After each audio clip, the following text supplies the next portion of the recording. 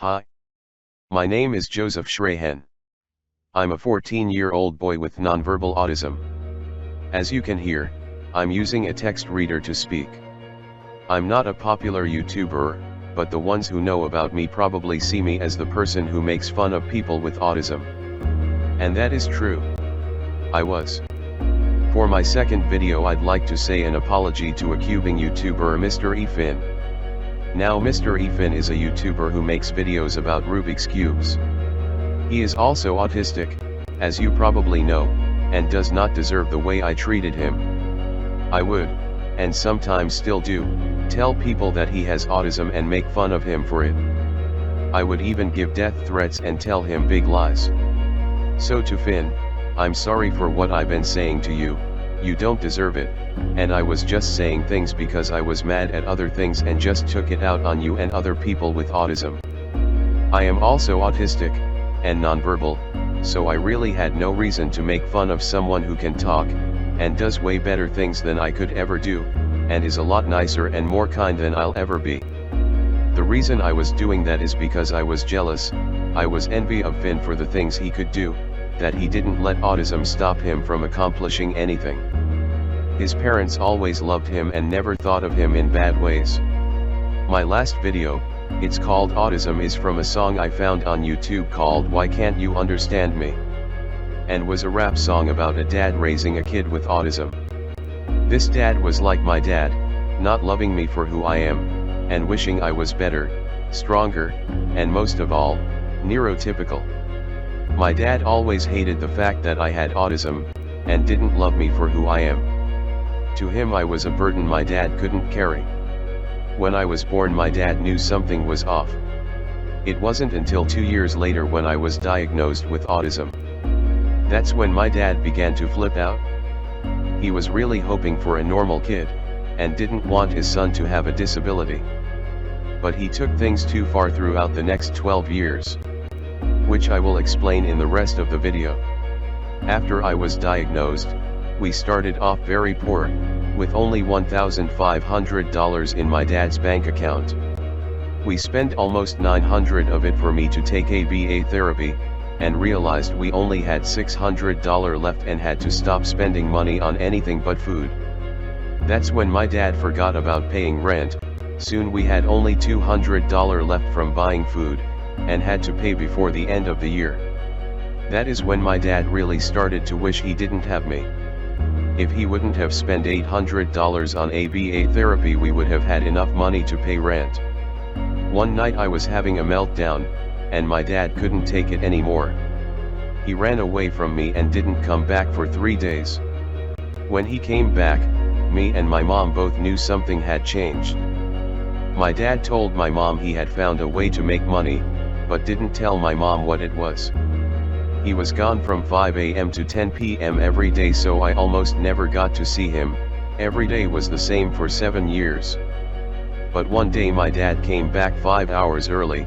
He looked almost 60 years older than he did the last time I saw him, which was 2 months before. He was drunk, but my mom knew there was something else about him. That's when she decided to look through his bag and see what was going on. And for the first time in 7 years she finally found the truth, after she found drugs in his bag. All these years my dad was selling drugs, and not telling anyone about it. That's when I heard the biggest, scariest fight I thought I would ever see. And somehow I got involved in it. One day my dad told me that because I was autistic that I would only live to be 22 years old and would die by committing suicide.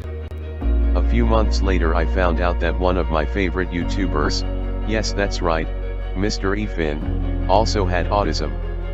Remembering the awful things my dad said to me, I repeated them back to Finn and his friend Alexander, who was 9 years old and had autism as well, that they would only live to be 22 years old and would commit suicide.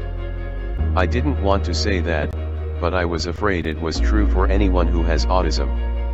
The things my dad said to me every day hurt me so much that I couldn't handle it anymore, so I took it out on people I could have made friends with. Then one day recently, on December 12, 2024, my dad couldn't keep an autistic kid anymore. But instead of divorcing and leaving my mom and me, he committed suicide. His last words were a swear to my mom saying that he didn't want an autistic kid, and shot himself. Right in front of my eyes. Then I had my first Christmas without my dad. My present was a letter from him. But it didn't say what I wanted it to say.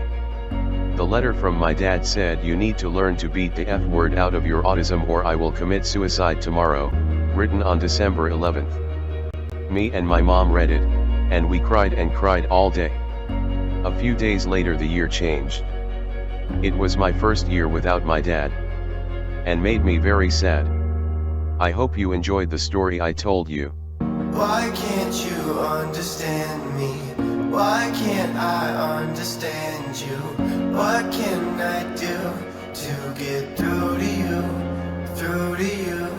Look at my newborn child, healthy as can be. Just kidding, he's got a diagnosis nobody can see. It's called autism, the spectrum that wrecked him, a prison within.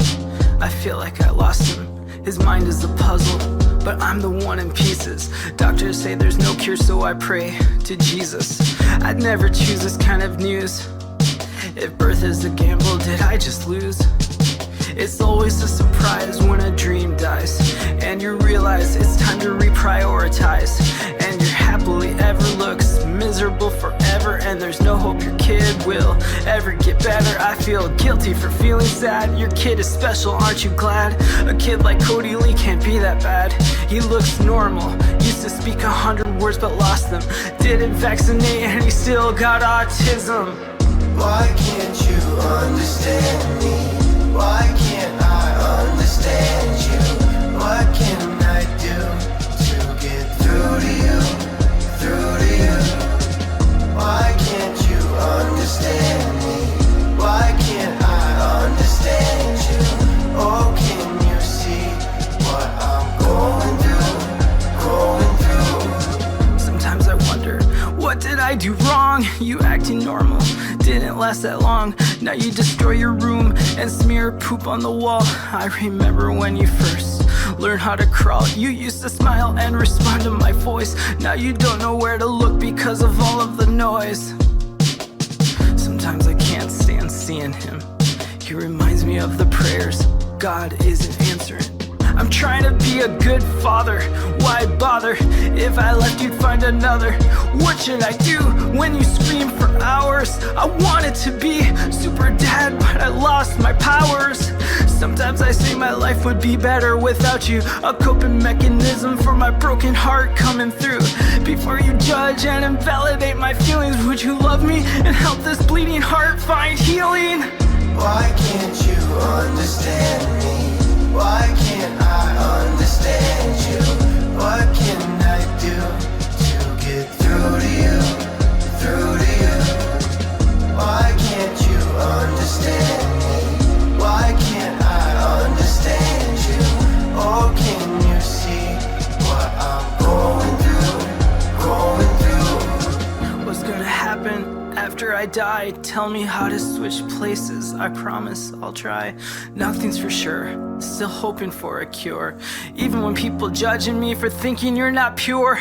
Gluten-free, dairy-free is anything but free. Supplements and protocols are costly. They say divorce comes eventually, when ASD puts stress between your mom and me. ABA therapy and evaluations are expensive, $60,000 a year just to live. This is insane, how can I get in that brain? I'm sorry if my panic is causing you pain. Maybe you're the strongest silent type, but you're not that strong. You're a kid, this is wrong. If you're happy and you know it, say something. Even I hate you is better than nothing. I know you're not the only one. This is an epidemic taking all our sons. This feels like the silence before the slaughter. Lord, please don't let this happen to my daughter.